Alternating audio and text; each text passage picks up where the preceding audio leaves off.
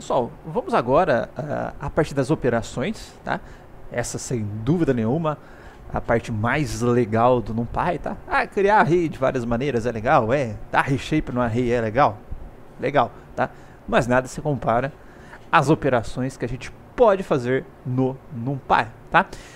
Primeiro de tudo, a gente vai começar com as operaçõezinhas mais básicas, né? Quando tem um array e um número escalar, por exemplo. Vamos lá.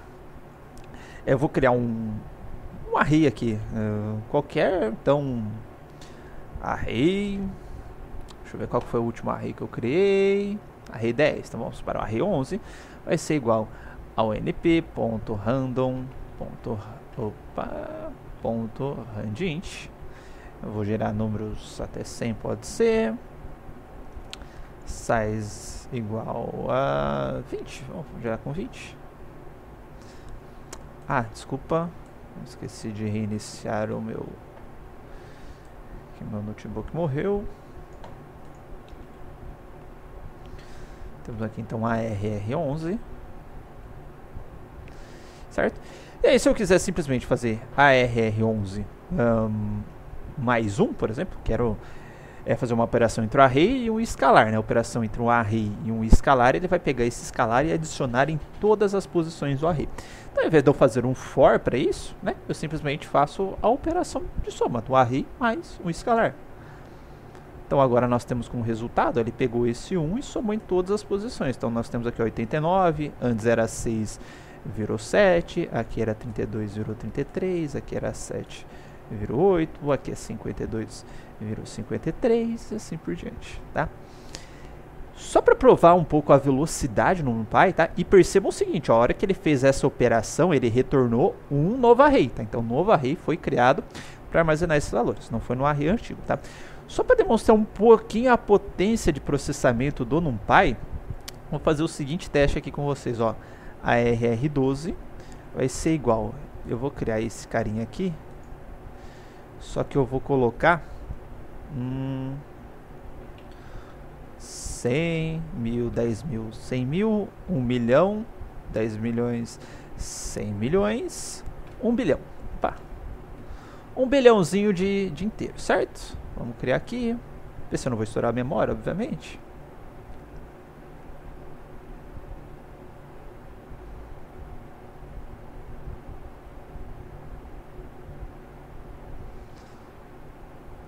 Tá? Criou, tá? Então temos aqui, ó, arr12.shape para vocês verem. Tá aqui, tá? 1 bilhãozinho de elementos. Aí eu vou fazer um for aqui, tá? Sei lá, ir em range até 100, ou seja, 100 vezes, ou processar 100 vezes 1 bilhão de elementos. Então eu vou fazer o ARR12 vai ser igual a ARR12 mais 1, tá? Posso colocar mais igual também, ele aceita, mas só para deixar claro aqui. E aqui eu vou colocar uma diretiva que é o porcentagem time. Quando eu coloco essa diretiva, ao executar a célula, no final ele vai exibir o tempo de execução da célula, tá? Então vou fazer isso, vamos disparar. Isso daqui foi um bugzinho, tá? Eu exagerei no tamanho aqui da minha máquina virtual. Na minha máquina, como eu tenho mais memória, ele não estoura a memória. Vou repetir o processo. Bom, se bem que eu posso fazer da mesma forma agora, porque agora eu tô com mais memória aqui, ó. Opa!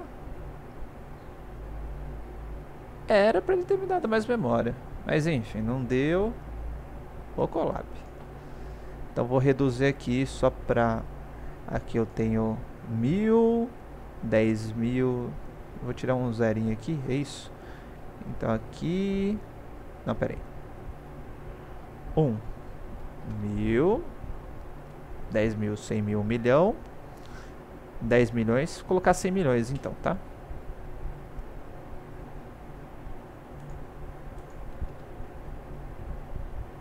Não deixa de ser grande, 100 milhões de posições, tá?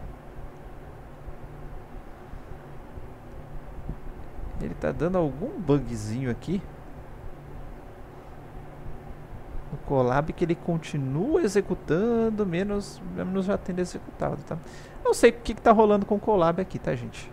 Mas enfim, ó, levou esse negocinho aqui, ó, nanosegundos, tá? Não foi nem do sistema aqui, deu 0 nanosegundos, o all time aqui, CPU time, user, etc, tá? Na verdade, o tempo total que levou para executar isso daqui foi de 5 milissegundos, ou seja, ele processou 100 vezes, tá? Um array, quanto que era mesmo? Com 100 milhões de posições? Um array com 100 milhões de posições, a gente vai colocar aqui o ER12 para vocês verem, tá?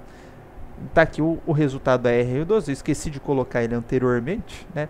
Mas enfim, a gente consegue executar esse cara aqui de maneira muito rápida. Ó, quanto tempo que ele demorou.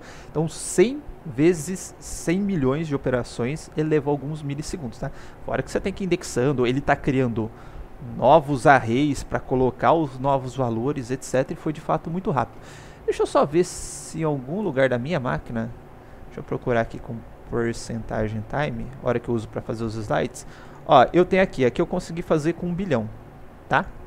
Ó, 0, aqui ó, 1000, 10 mil, 100 mil, milhão, 10 milhões, 100 milhões. Ah, não, aqui foi 100 milhões também.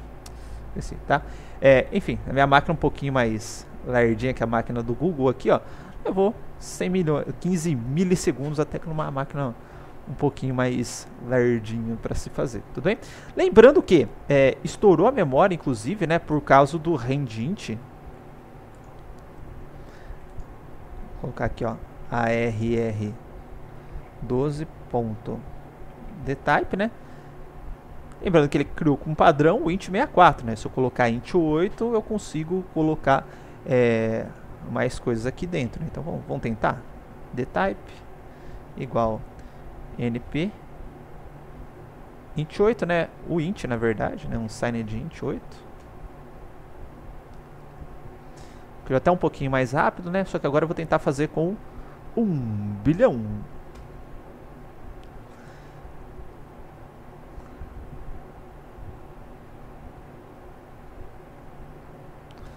Criou 1 bilhãozinho.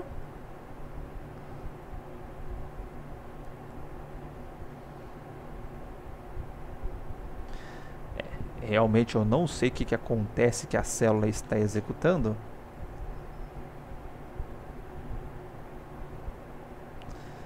Ele já está exibindo o time para mim, tá? Enfim, ó, perceba que foi diferente aqui da anterior, tá? E ele levou aqui, segundo ele, 5 milissegundos. Não sei por que o Google deu essa travadinha aqui de comunicação e etc. Então, inclusive, um tempo muito parecido com o tempo anterior, mesmo a gente tendo incrementado bastante a nossa execução, tá? Então, tem aqui o array12, a gente pode ver aqui o dtype dele. Pode colocar o shape pra gente ver. Continua com 1 milhãozinho, tá? Então, inclusive, a gente já percebeu a diferença da gente especificar um pouco mais corretamente o dtype, tá? Numa situação anterior, eu estourei a memória. Nessa daqui ele foi tranquilaço, tá? Bom, dado isso, não tinha nada a ver com a operação, mas eu parei porque eu queria mostrar essas operações aqui no array. A gente tem várias outras operações que a gente pode fazer envolvendo arrays escalares. Então, por exemplo, eu posso pegar o array 11, que era aquele que eu tinha, só colocar aqui na tela de novo. Não tem ARR11? Não, meu filho. Ah, tá, que resetou a máquina, né? Discurps. Vamos colocar aqui o ARR11 de novo. Tá? Se eu colocar ARR11 vezes 2, eu pego e multiplico todo mundo do array por 2, tá? Se eu colocar ARR11 dividido por 2, é uma coisa, eu vou pegar todo mundo, vou dividir por 2, tá? Se eu quiser normalizar todo mundo, é comum, né? Operação matemática, a gente fazer aquelas normalizações, etc, tá? Então, por exemplo, eu tenho o ARR11.sum, já vou mostrar mais pra frente. Ele me dá a soma de todos esses valores. Aí, se eu quero normalizar todo mundo, o que eu faço? ARR11 dividido por ARR-sum, tá? Dividindo pela soma, eu vou ter que o somatório de todos esses valores aqui vai dar 1, tá? Ah, eu quero só que todos os valores variem entre 0 e 1. Eu posso, por exemplo, pegar o valor máximo e dividir todo mundo pelo valor máximo, tá? que é um escalar, o valor máximo. Então posso colocar aqui o max. Vai ficar todo mundo, ó, o maior valor que eu tinha, ele está dando aqui na terceira posição, que seria o 190. Ó, 190 realmente é o maior valor, tá? Ele ficou com 1. Então não vai ter valores acima de 1 nesse caso, porque eu estou todo mundo dividindo pelo valor máximo dentro da array. O máximo dividido pelo máximo fica 1 e o resto vai ficar tudo abaixo de 1. Tá? Então muito fácil fazer operações matemáticas aqui. Tá? Então essa é o basicão aqui de operações entre arrays e escalares. Tá? Simplesmente, ó, vezes, elevação, se quiser, soma, enfim, qualquer operação matemática que você quiser fazer, você pode fazer ali com um array e um escalar. Mas nós conseguimos fazer operações entre arrays também, agora fica mais interessante ainda, tá? Bom, vou voltar aqui no meu Colab, tá? Se eu quiser fazer operações entre arrays, então eu vou criar aqui de maneira um pouco mais simples para a gente conseguir enxergar, tá? Eu vou colocar um array 13 igual np arrange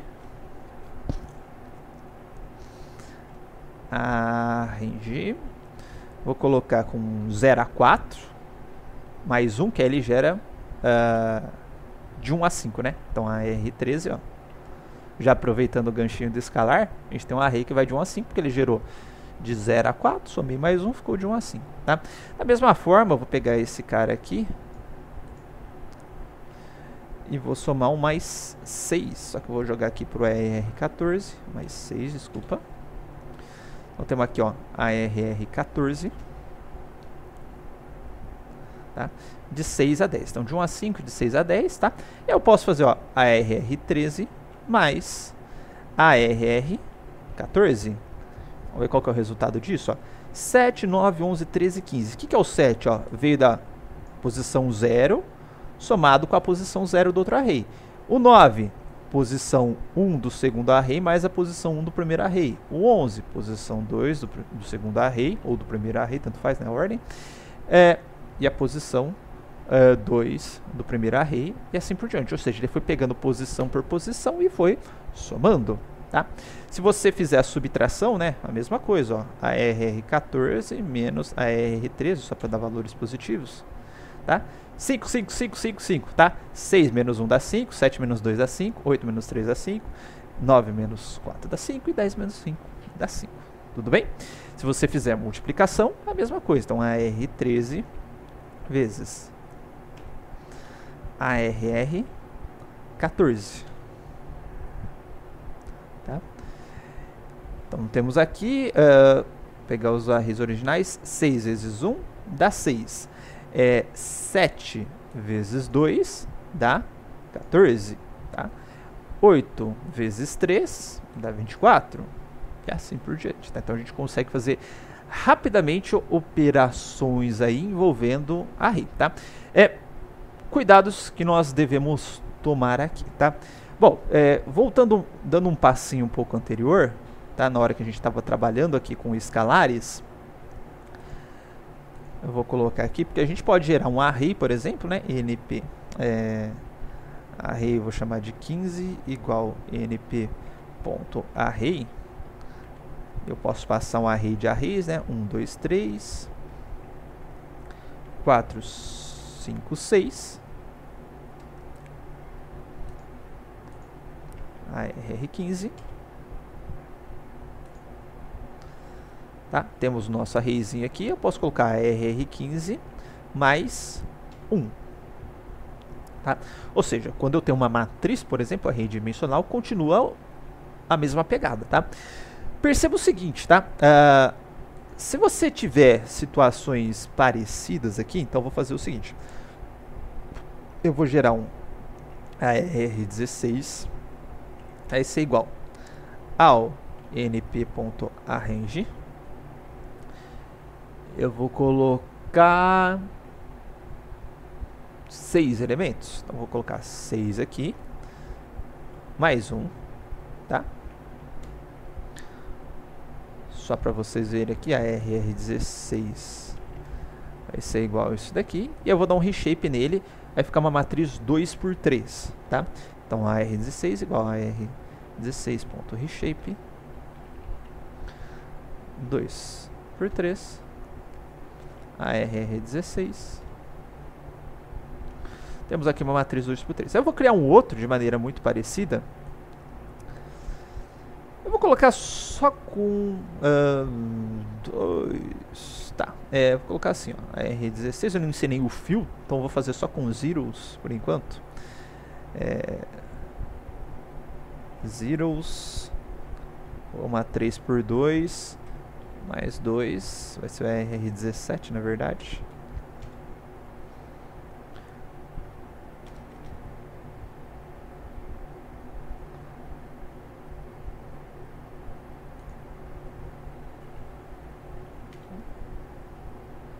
Peraí.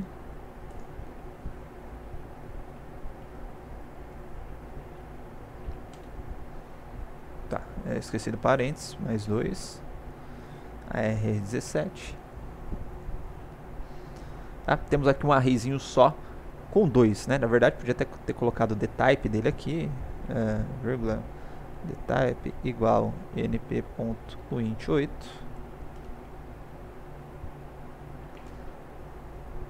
Legal, tá? Então temos a array 3 por 2 e a tendência, tá? É que, pô, já que eu consigo fazer multiplicações aí com arrays, então eu vou fazer multiplicação com matrizes também, né?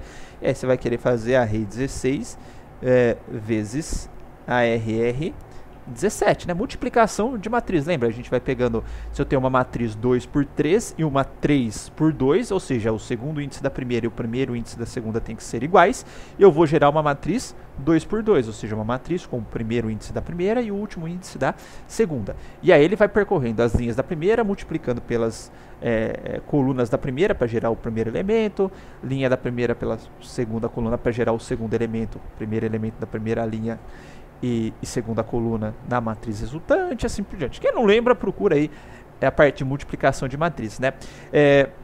Mas a tendência é que, bom, já que eu posso usar operadores matemáticos entre array, então consigo fazer isso daqui, tá? E nesse momento ele vai gerar um erro, tá? Por quê? Esse asterisco aqui é chamado de multiplicação mesmo, ele vai pegando posição por posição e multiplicando uma pela outra, só isso, tá? Não faz a multiplicação matricial em si como a gente está acostumado. Então, tanto é que a hora que a gente fez as multiplicações entre os vetores, etc, ele foi multiplicando posição por posição, só isso, tá? Não gerou, por exemplo, se eu tiver um vetor 1 por 5, um 5 por 1, não gerou um resultado 1 por 1, tá? Ele simplesmente foi pegando posição por posição. Ou seja, para fazer isso, as dimensões dos dois elementos que eu estou multiplicando, elas têm que ser iguais para dar o equivalente das posições. Aqui não são, tá? Uma é 2 por 3, outra é 3 por 2, tá? Além do que você falhou no seu intuito de realizar o produto das matrizes, tá? Então, quando a gente quer multiplicar, fazer essa multiplicação de matrizes, ao invés desse asterisco, a gente vai utilizar o arroba, tá? Então perceba que agora ele gerou de fato uma matriz 2 por 2, então ó, se eu tenho uma 2 por 3, uma 3 por 2, o resultado é uma 2 por 2, e vamos verificar se faz sentido, ó. Então, o valor 1 aqui dessa minha matriz resultante é resultado da multiplicação da primeira linha pela primeira coluna, tá? Então, 1, primeira linha, primeira coluna.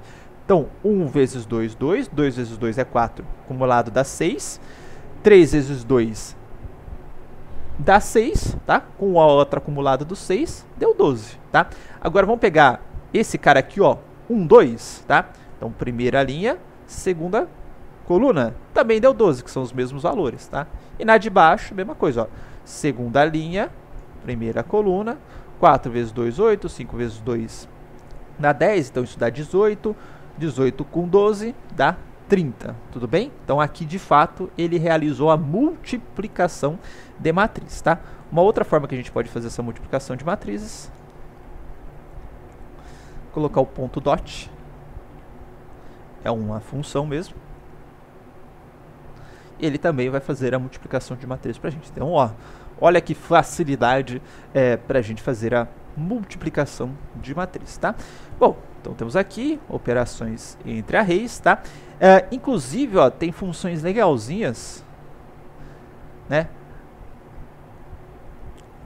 de álgebra linear, ó, então tem um pacote aqui que é o linalg, tá? Inclusive aqui o exemplo que eu coloquei é da matriz inversa, lembra? Toda matriz multiplicada pela sua inversa, ela dá matriz identidade. Então foi exatamente isso que eu fiz. Ó. Então a gente consegue pegar a inversa de uma matriz utilizando o próprio pacote de álgebra linear, e tem várias outras coisas de álgebra linear dentro desse pacote, tudo bem? Então só para a gente fazer um exemplo parecido, vou colocar RR18 igual NP ponto.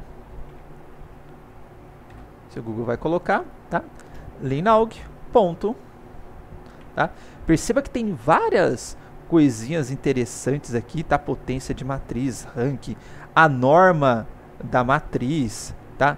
Tem solvers também, tem várias coisas, ó, single valley decomposition, para eu pegar uma matriz, decompor ela em duas outras matrizes, de forma que a multiplicação das duas matrizes se aproxima da matriz original, tá? Coisas para caramba aqui. Dá para brincar bastante com esse pacote. No caso, a gente está interessado na inversa, né? Então, inversa do... de qual que eu quero? 16, pode ser? Então, do ARR16.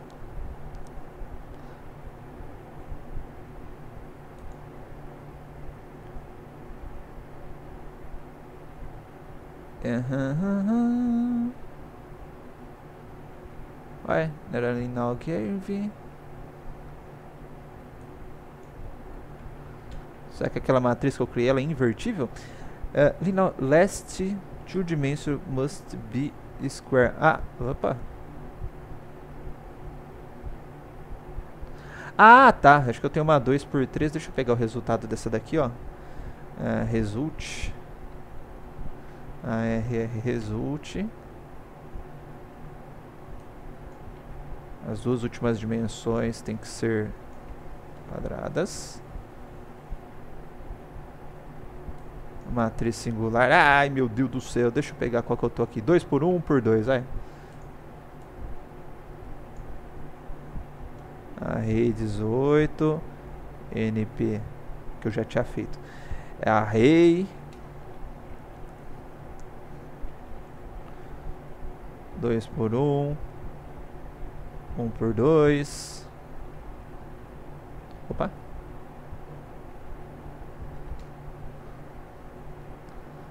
Agora eu vou pegar RR19 igual np.linalg.inv ARR18. Agora você foi, né? Tem que ter as condições para ser invertido, tá?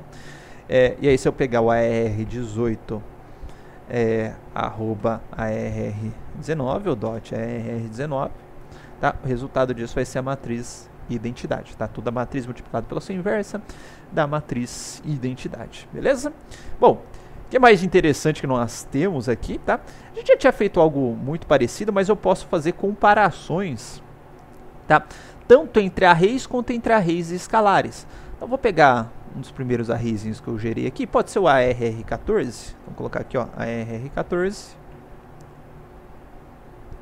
Esse cara aqui eu posso fazer ARR14 maior que 8, né? Ou seja, vai retornar um array, todo mundo que dentro, cada elemento do array que bater essa condição aqui, ele retorna true, quem não bater ou não satisfazer a condição, ele vai retornar falso. Eu posso fazer também comparações entre arrays, então, por exemplo, ARR14, ele é maior que o ARR13, esperando que o ARR13 seja da mesma dimensão. Deu tudo true, vamos ver quem que é o ARR13, ó, ARR13, tá? De fato, ó, cada posição do ARR14 é maior que a posição do ARR13. Se eu pegar aqui a ARR13 0, eu vou trocar para 20. Tá? E agora eu vou colocar aqui o ARR13 para a gente ver. Tá? Na hora que eu fizer essa comparação, ó, o primeiro deu false, porque esse elemento aqui ele é maior que o elemento do ARR14, portanto a primeira condição não foi satisfeita, mas todos os demais elementos do ARR14 são maiores que o ARR13, então todos eles se tornaram true. Tá? Então a gente pode também fazer comparações entre os arrays. Tá aqui. Então tenho aqui a possibilidade de comparação entre arrays, tá? Eu posso também fazer transposição de matrizes, né? Muitas vezes, inclusive, necessário para fazer operações matemáticas. Então, por exemplo, eu tenho duas matrizes 2 por 3, eu quero multiplicá-las, né? Mas pela regrinha, eu não posso pegar uma 2 por 3 multiplicar uma 2 por 3, porque o segundo índice, né, ou a segunda dimensão da primeira é diferente da primeira dimensão da segunda. Então tem que ser uma 2 por 3, uma 3 por 2. Nesse caso eu posso simplesmente transpor a matriz, tá? Para que isso seja possível, tá? Então vou pegar um exemplinho de algo que eu tenho bidimensional. Pode ser o ARR16, né? Ó, ARR16 para a gente ver. ARR16 ponto. Eu posso fazer diretamente chamando a propriedade T, tá? Ele já retorna ela transposta, ou seja, a primeira linha vira a primeira coluna, a segunda linha vira a segunda coluna, e assim por diante, tá? Obviamente eu tenho um método também transpose, tá? Que vai ser equivalente ao T para fazer isso daí, tudo bem? Bom, e por fim, nós temos aqui métodos de sumarização, tá? O que é sumarização? Pegar, extrair alguma estatística, alguma característica daquele array, tá? Por exemplo, qual que é a média, qual que é o valor máximo dos elementos do meu array, tá? Então, simplesmente eu posso pegar, vamos continuar na ARR16, tá facinho aqui? Posso pegar a ARR16.sum, tá? Deu 21, então 3, 6, 12. Então, peraí, aqui dá 6, desculpa, ó. Isso daqui dá 6, com 6 dá 12. É isso, tô ficando doido?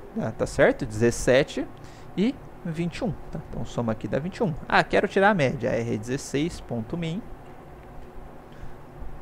Tira a média. Quero o valor máximo desse meu array, max. Opa, falhou.